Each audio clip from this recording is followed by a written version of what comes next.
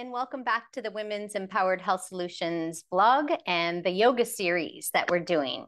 I'm Rose Velasco, and welcome. I'm so glad you're here again as you learn how to support your body in yoga for a sustainable practice for a lifetime.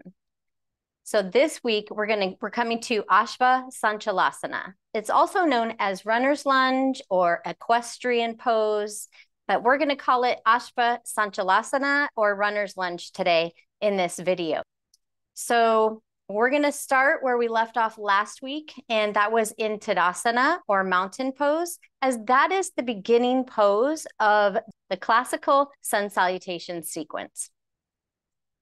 So let's go ahead and get started. I've got a couple of blocks today. So if you have blocks, those will work good. And if you don't have blocks, Amazon sends some packages in boxes that are the exact same size as yoga blocks. So if you have those, you can use those too. And then also a blanket, because I'm going to show you a modification that you can take with a blanket today. All righty, so let's go ahead and get started coming to Tadasana pose, standing at the front of your mat. Feet are pointing forward and our hips distance apart. If you're curious what hips distance apart is, it's not a wide stance. It's where your hip bones are, and then we're stacking the knees under those hip bones and the ankles underneath the knees. So we come to Tadasana, standing nice and tall. Roll your shoulders up by your ears, back and down, bringing the palms facing forward. Notice if you're letting your belly come forward, arching the back. If so, reach your tailbone down towards the earth, and this draws the low ribs in. We're balancing the head on top of the spine. The shoulders are resting down away from the ears. The chin is parallel to the earth.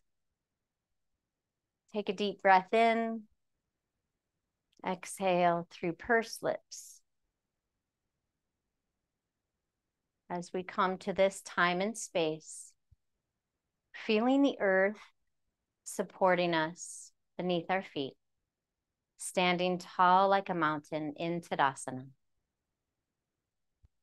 We'll inhale, circle sweep the arms out to the side and up, bringing palms facing each other, but keep the shoulder blades down the back ribs.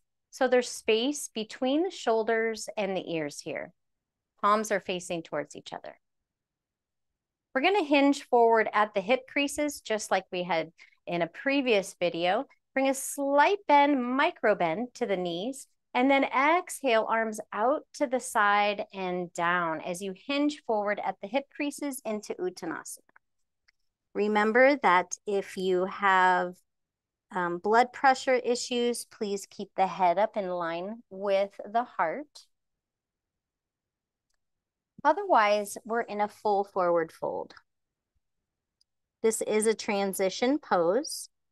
We went over this pose all on its own last week.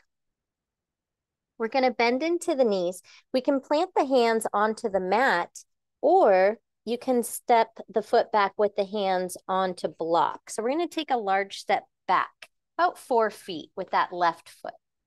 And then check back and notice if you step back on a tight rope, if you did, move the foot so it's like you're on train tracks. The feet are hips distance apart still. We have the left heel lifted. The arch of the foot is nice and active. We can have our hands on the block, which I prefer, or you can have your hands to the mat.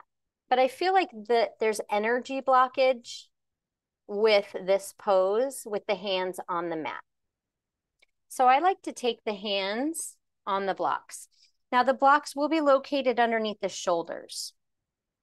One important thing here about this pose, and what I see a lot in yoga classes, is people with their knee forward like this. This is very unsustainable.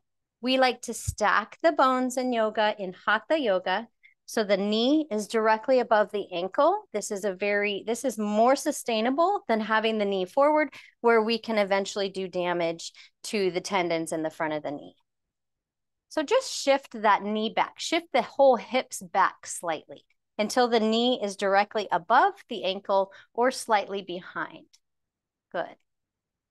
Now with that left foot nice and active, we're creating a nice long line of energy from the crown of the head all the way down through the leg, all the way to the heel. This is a very active pose. We want to keep that back leg nice and straight. We want to keep it nice and strong, hugging the muscles to the bones.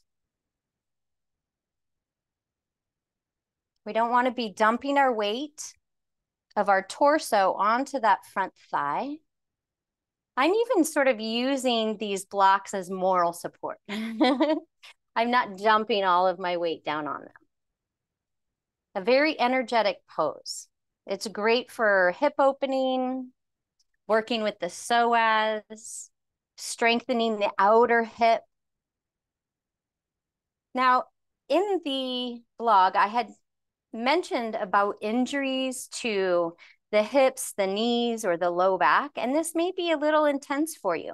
So if this is your first time practicing, you can always take a blanket underneath the knee, and I gave this modification in the blog, and then just lift the torso up so it's in line with that back thigh, and you can place the hands on the knee, on that front knee.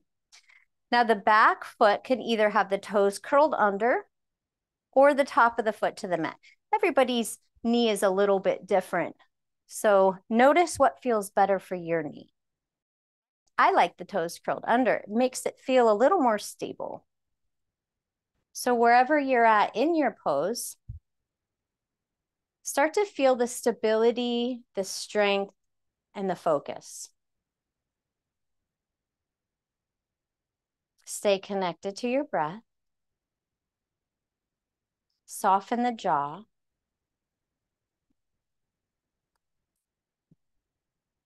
Good.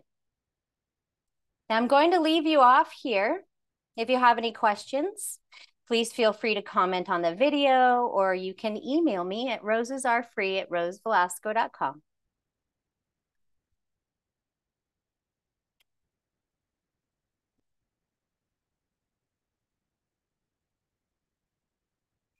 This was the instructional video for Ashwa Sanchalasana, or equestrian pose, or runner's lunge pose. I hope you enjoyed it, and I hope you have a great day. Namaste. The light within me sees and honors that beautiful light within you. And Jai Bhagwan, victory to your spirit.